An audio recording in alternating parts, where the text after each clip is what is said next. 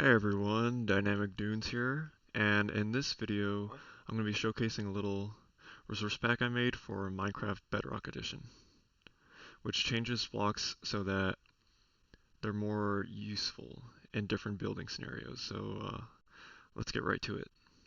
Alright, I've changed many of the stone blocks so that they're useful in more scenarios. For example, many of the brick blocks have had their top texture changed into tiles so that you can use them for floors. And the top texture is actually random depending on like where you place it. So I've done this for the following blocks. We have normal stone bricks, cracked stone bricks, mossy stone bricks, and chiseled stone bricks. You've probably noticed that this only has one top texture. That's intentional so that you can actually use this consistently. Alright, here is deep slate and the other variations.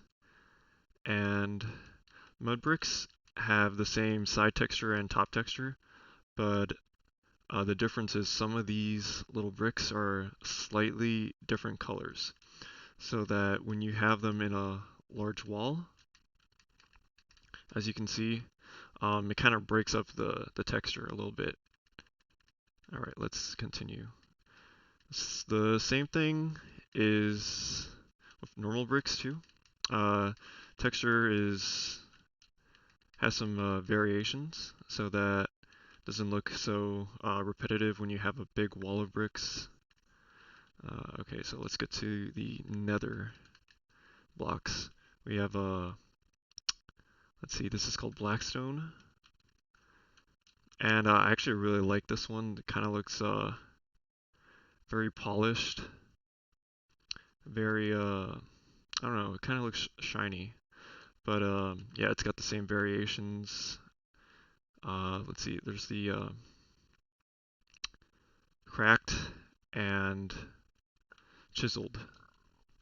Now we have all the nether brick variants. So we have, let's see, just the normal one, cracked, chiseled, and the red variation.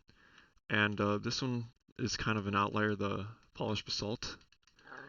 As you can see, some of the textures are a little different. Um, and the good thing about this block is that it's rotatable, so you can actually have this as a wall texture too, which is nice. Okay, here's the end stone bricks. Uh, and this one I also changed the side texture to be a little bit more like, if you can see the mud bricks and this side by side, they actually have a little bit of the same texture, except these bricks are a little bit more round. So you just have a little bit more to work with that. Here is prismarine bricks, and the top texture is a little different, so you can use it for floors or tiles or whatever. And finally, we have a little modification to quartz bricks. Usually, they have like a long top brick and then three short ones, but I thought that kind of looked weird, and it was kind of inconsistent if you wanted to use it for like a floor. So I just changed it so it uses the like sort of mud brick texture, but with quartz. All right, and then let's get to some of the miscellaneous changes I have here. So granite is a little bit more smoother, so you can mix it in with other blocks. Like you can see here, I have it mixed in with mud, kind of blends in better. Let's see, we have diorite, which is it's pretty much the same thing. It's just got the dark pixels removed, so it's a little bit more versatile for building. And same thing with smooth basalt. The original texture doesn't really look that smooth, but like this is more of a consistent texture that you can use for, like pixel art or whatever. And let's see, we have the polished variants of the stones too, which have a sort of like a gradient to it. There's three different textures. One's the normal one, one's a little lighter, and one's a little darker. And when you have this, when you have a lot of these blocks tiled, it actually breaks it up a little bit so it doesn't look too repetitive, as you can see. Alright, so let's look at some of these blocks and builds. So as you can see, I've used a lot of mud bricks as the floor, and it actually does not look too repetitive because of the different textures kind of breaks it up. You get like little patterns that randomly appear. You have the end stone bricks that the top texture actually like goes really well with mud, as you can see. Yeah, it kind of looks like tiles, like it's meant to be a floor and not just like a wall.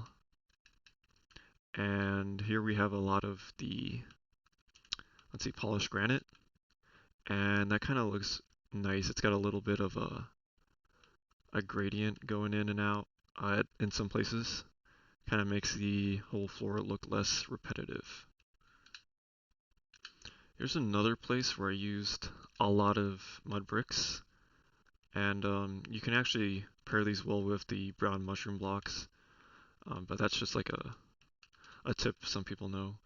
But like from far away, it actually like gives it a lot of more texture, a lot more texture, um, without even like putting in it much effort into like using different blocks.